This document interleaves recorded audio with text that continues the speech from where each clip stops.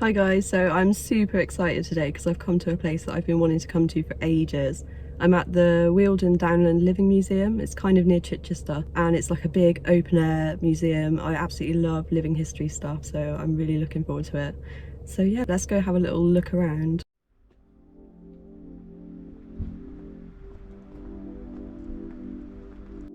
The Wealden Downland Museum opened in 1970 and it has 50 relocated buildings over a 40-acre site.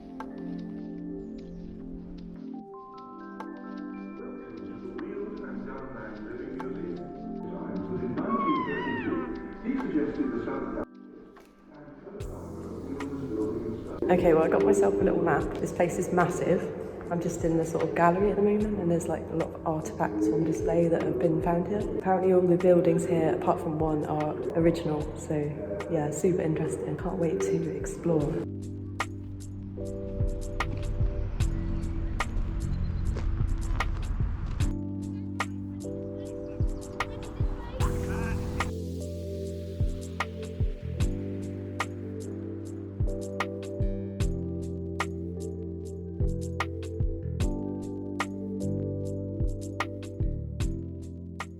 This is a medieval house from the 15th century, originally from Kent. Once upon a time it was a home, and at some other point it was a grocer's shop. It's a little bit empty, but apparently that's quite typical. And it's from Kent, so they transported it here. I think you can go upstairs. That's crazy, it's got all the original beams and everything. Let's have a look in the next one.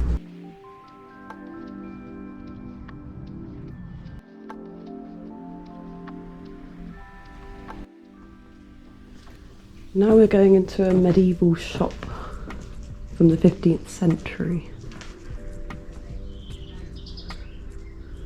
From Horsham, it looks like.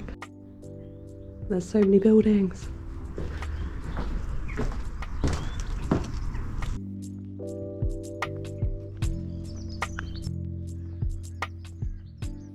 This flint and brick cottage was built in the 17th century in Walderton in Sussex. It was partly derelict when the museum acquired it, and it was restored when it was rebuilt. It was possibly once a public eating house with overnight accommodation.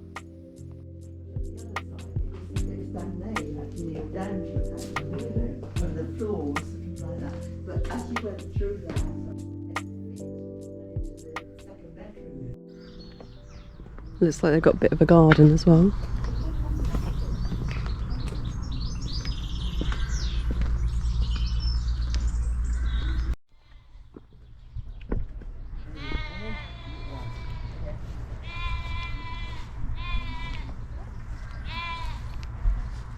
So this is a Victorian kitchen garden.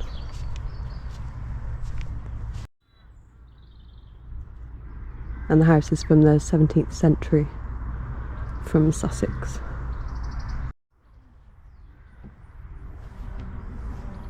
Very cute.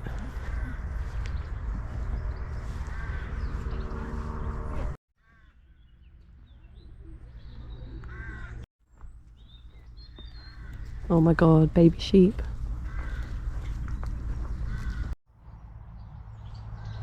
Here we've got a display of old vehicles. Some agricultural ones like this cattle transporter. Not sure how many cows you could fit in that though. These are all from Sussex as well.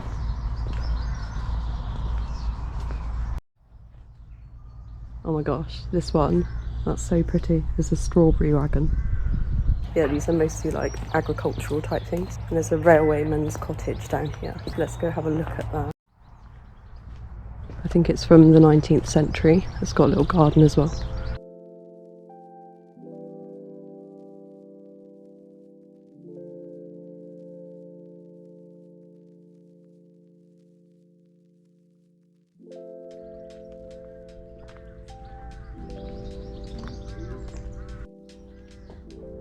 The laundry room. These cottages are called Whitaker's Cottages. They were built in the 1860s in Ashted in Surrey. and they were lived in by farm labourers.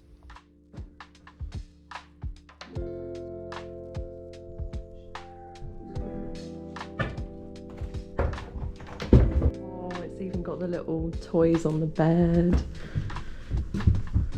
Oh, I didn't see those. Little giraffes and a camel. Such a cute bedroom.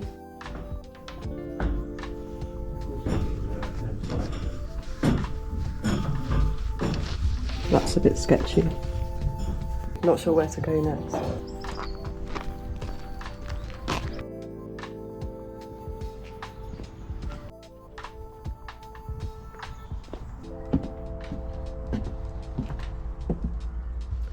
Oh my god, how cute is that? So this little church is from Hampshire. It's from 1908, and it's also called a tin tabernacle because of what it's made out of. Kind of reminds me of the gypsy church in the woods. Got to go back there. I love the little organ.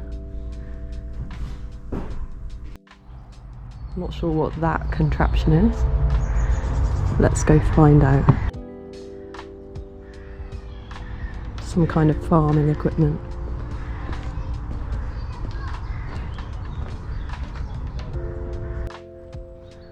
Actually, it's a bell frame from a church. I was wrong. And this is a furniture delivery wagon. I've missed something. This is a plumber's workshop.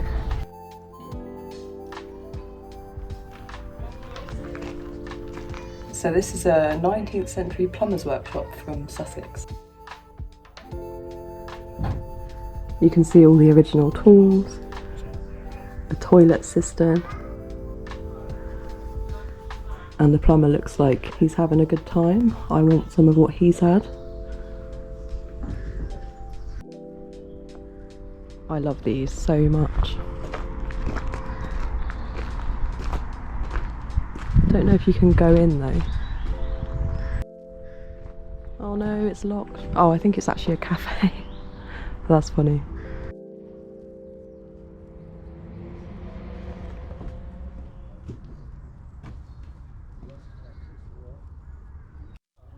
And this is a carpenter's workshop. I love the brooms.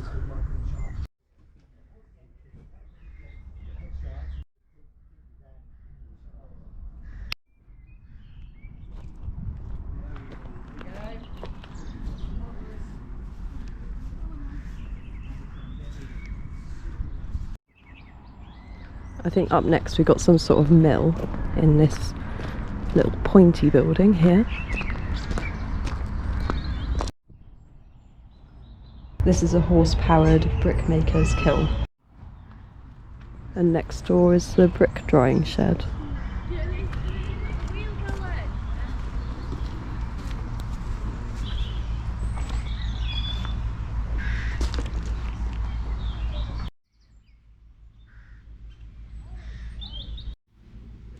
This is a really cute building. It's a dairy.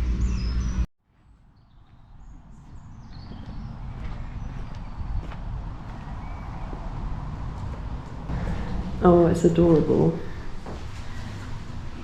So this building's a dairy from the 18th century, and it came from a place called Eastwick Park in Surrey. Really cute how they've got all the original bits and bobs.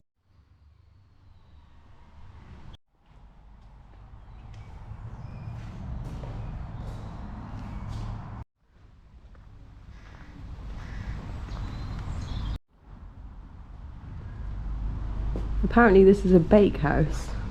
You can just see through this window. Interestingly, they're filming the Repair Shop, the TV show right now, just over there. Obviously you can't go down there, but it's quite cool. There's honestly so much to see here. It's amazing. Here we've got some sort of windmill.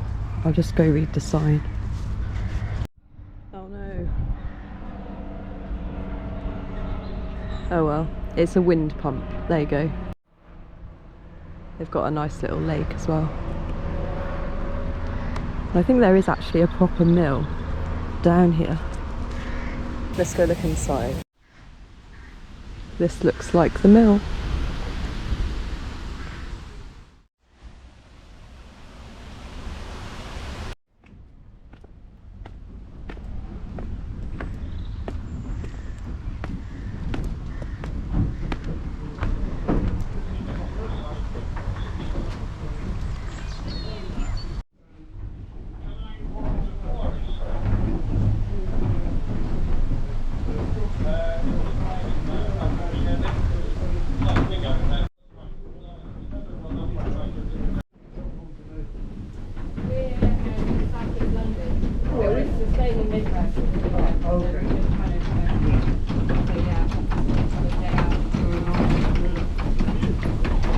Working.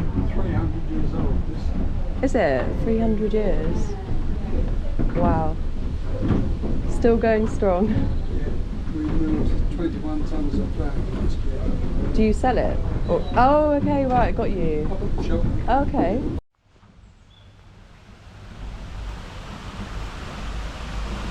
We can go down here and see the water mill.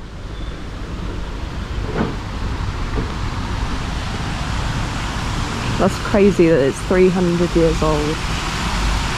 It's still going.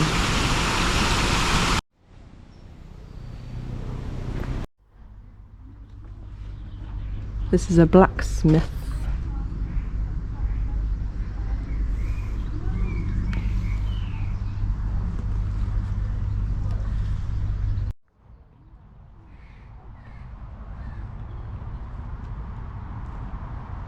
That is funny, I was wondering what all the Christmas stuff was about, but it's the repair shop. I'm just stopping for a minute to have a little look at the map.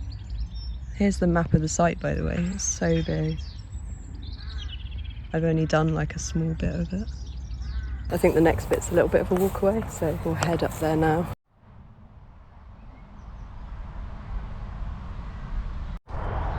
I see another shepherd's hut. Let's go check it out. Oh no, it's locked as well. That's a shame, they're so cool.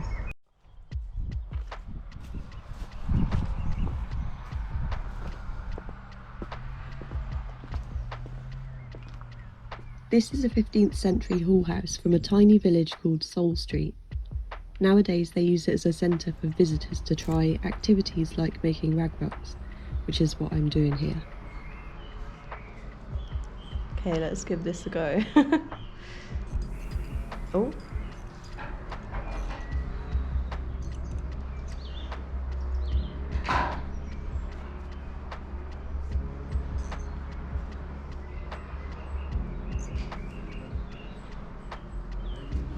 Oh, amazing. I've done it. Well, that's quite fun actually. It's very relaxing. Yeah. But it just Yeah, Florentian. relax. Yeah. Good. Which is it's the old Victorian activity.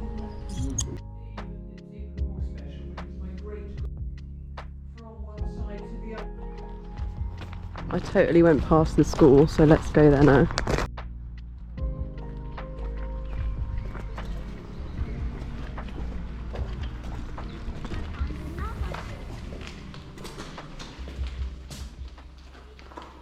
The schoolhouse is from the 1840s and it was once a cart shed until it was turned into a school for poor children in West Whittering.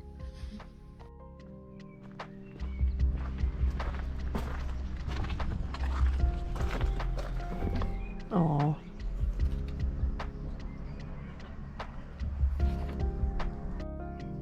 This was a 19th century stable, but now it's got all sorts of herbs. This is another really cute garden and a really cute cottage as well. We can go in there. All sorts of veg.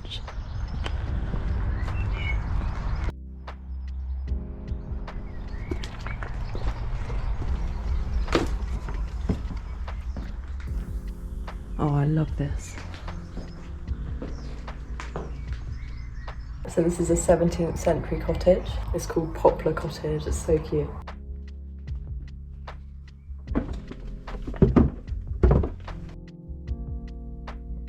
Here's the upstairs bit. Oh, it's a little baby bed. It's honestly amazing that they've brought all these buildings here and sort of rebuilt them. And there's so many as well. I don't know whether you're getting like the scale of this place, but it's just insane. I've like barely even scratched the surface so far. But yeah, I'm really enjoying it. Anyway, let's continue. I think there's another cottage just up the road.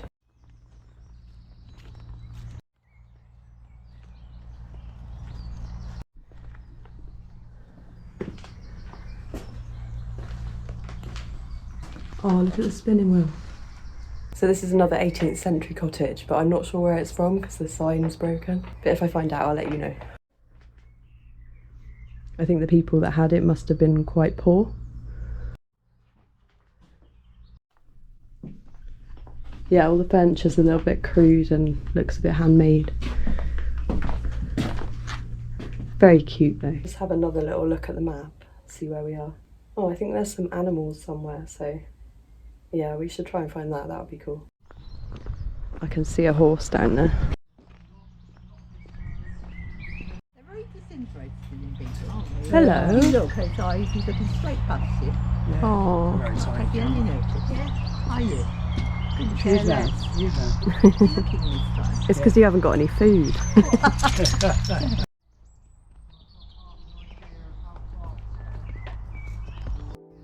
These bits and bobs are all to do with hop processing. I love when buildings have those like mushrooms. This is the most famous building on site, Bailey Farmstead. It's a 15th century timber framed hall house, originally from Chiddingstone in Kent. It's a classic example of a wheeled-in house, characteristic of southeast England.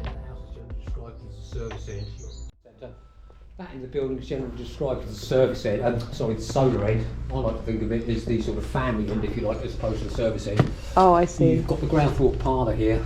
It's got a variety of uses, almost sort of translates as a modern day living room, and they do weaving and spinning. Yeah. Maybe older members of the older children would have slept in here from time to time. Yeah, it's a sort of general purpose living room, if you like. But the most important family room really is the room above that, and that's called the solar. The kitchens of these sorts of medieval houses were typically separate from the main living space, so I headed to the Tudor kitchen next door. This is an example of a late medieval kitchen that would have been part of a larger house. The museum staff even run some cooking demos here.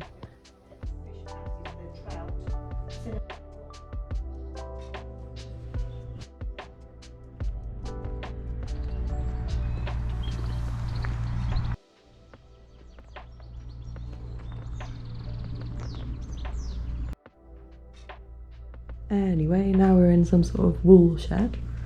Got all this old wool here. Found a shepherd's hut that's actually open.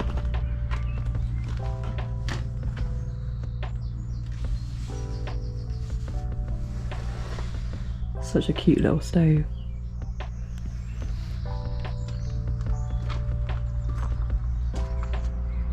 Apparently it's actually a threshing hut, not a shepherd's hut. So to store tools in and cook meals. I think there's a few more cottages to look at.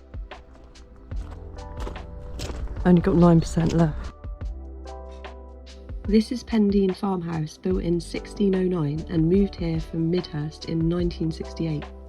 It was built by a yeoman, and I was told that he'd added lots of decorative details to it as some kind of status symbol.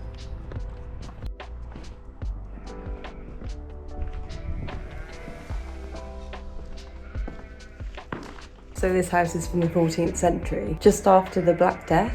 So the guy that lived here, he was like an animal farmer. That's amazing, there's a flower of life on this bench. Another geometric star. That's really cool. The other cottage is just up there, and this one's from before the Black Death.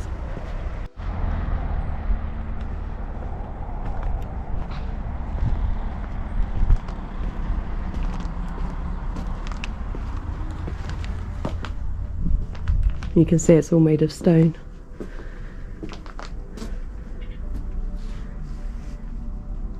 This person would not have had much money.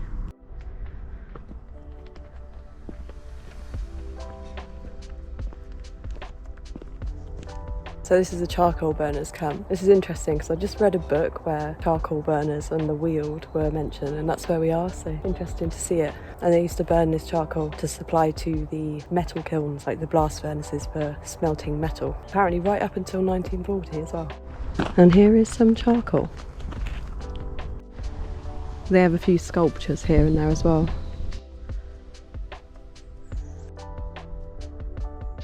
Well, I think there's one more thing left to see, so let's go find it. What a beautiful place though.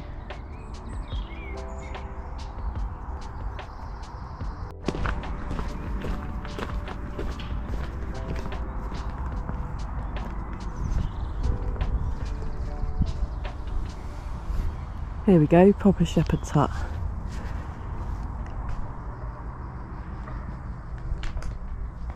It's where the shepherd would have slept during lambing season.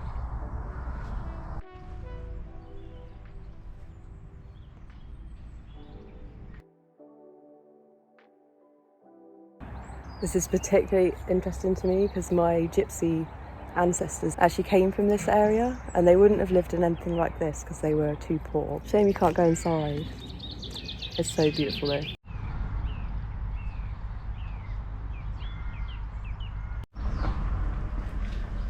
The last little building is the toll house. It's very, very cute. Just simple 2 rooms.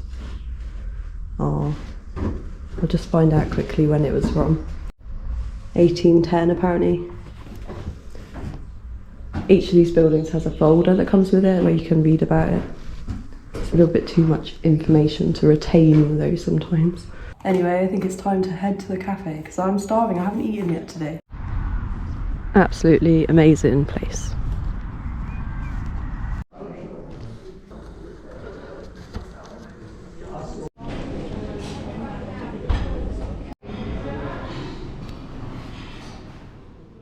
Well, that was an absolutely incredible place. Honestly, if you're ever in this part of the country, you have to come here. It's amazing. It's so big, there's so much to explore, so much to see. You could definitely spend a whole day here and still come back and see more. It's definitely worth the money. I think it cost about £17 to get in. Obviously it's cheaper for children and pensioners and for disability as well. And I forgot to mention that a lot of the people working here are actually volunteers and they're so passionate, they're so knowledgeable. They told me so much, like I'll try to include as much information as possible, but it was quite a lot to take in, so forgive me if I've missed something, but I'll try my best. Anyway, check back soon because I've got some more living history stuff coming up, so that's going to be really fun. I hope you enjoyed this one. Let me know what you think. Thank you for watching and I will see you again soon in the next one.